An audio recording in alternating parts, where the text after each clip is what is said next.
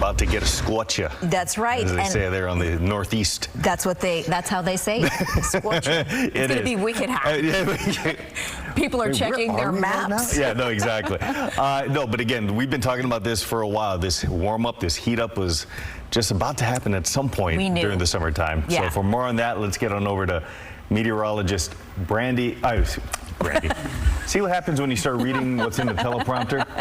See, we were having fun to start the morning here, Tamara, off book.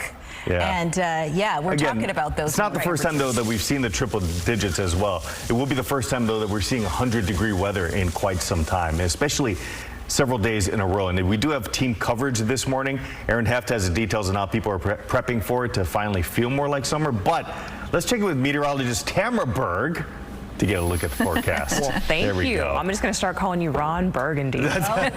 Reads everything in the prompter, if you know the movie. All right, in the forecast, here's what we're looking at as we step outside in downtown Sacramento. You may just require a long sleeve layer to get by, but in general, the morning, it's really comfortable. But by the afternoon, you probably don't want a hot cup of coffee. You're probably putting that over ice. Temperatures forecast 100 to 103. The hottest part of your day is those hours between 2 p.m. and 6 p.m. I cannot stress enough.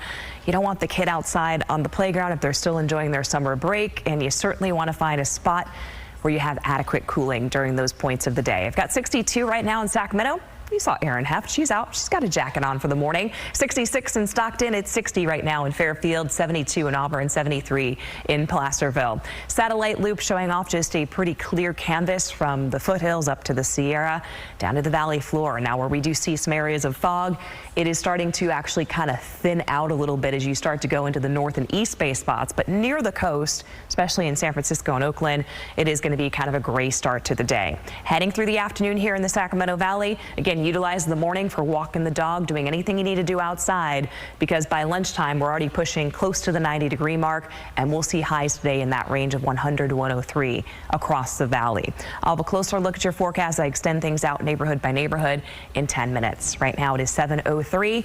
Good morning, Brian. What are you tracking for the morning commuters? Morning, Tamara. Pretty quiet here in the Sacramento area as you're making your way out onto the causeway. This is coming in through West Capitol Avenue there. Traffic quiet with just a little slowdown for the drivers on Highway 50 merging out. That's why we get a little bit of red there. But other than that, not a big deal. 50's all clear coming into the WX freeway. 5 and 99 clear out of Elk Grove. Stockton, no issues for you right in the central part of town. If you're heading out westbound 4, though, or eastbound for that matter, Highway 4 near Middle River, they've got one-way traffic control in place as they continue to investigate a fatal collision involving a big rig and an SUV, and they're searching for one of the drivers who was seen walking away from the scene.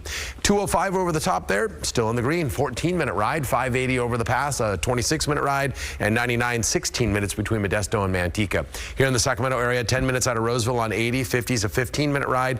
10 minutes from Elk Grove on 99, and I-5 an 11-minute ride.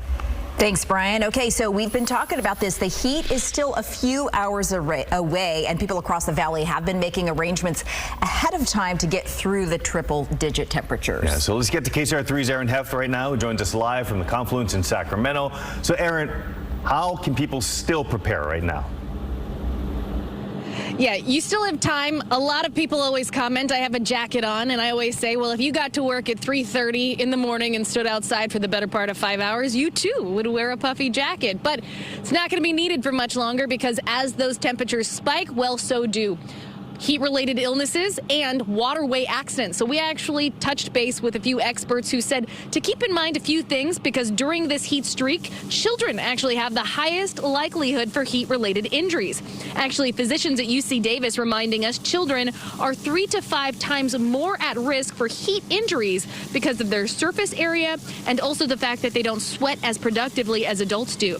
Couple that with the need for water, sunscreen, and if you're doing anything strenuous, to make sure you're replacing those lost electrolytes. But ultimately, ensuring that you have a temperate place to enjoy the weekend and stay cool as possible is one of the safest bets, and to keep an eye on your young ones. Sometimes kids just keep up their activity because they're having fun, and so you just have to keep an eye out for them and make sure that they're drinking plenty of fluids. Yep, drink plenty of fluids, wear your sunscreen, stay out of the heat as much as possible.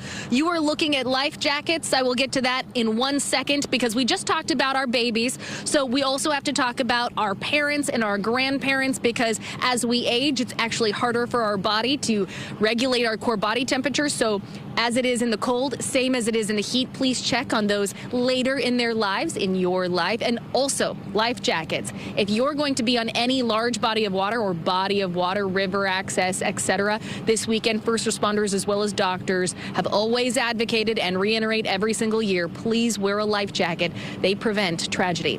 In Sacramento at the Confluence, Erin Heft, KCRA 3 News. A safety tip that always bears repeating. Thanks so much, Erin. Well, with those triple digits in the forecast, Sacramento County is now opening a cooling center. The shelter on North 8th Street will be open today through Sunday from 1 to 8 o'clock.